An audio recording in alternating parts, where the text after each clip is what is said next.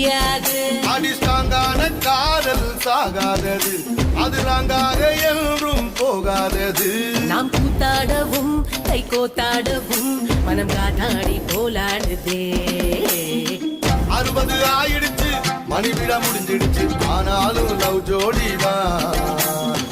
20 ஆரம்பிச்சோம், இன்னமும் முடியலையே நம்மோட லவ் ஸ்டோரி.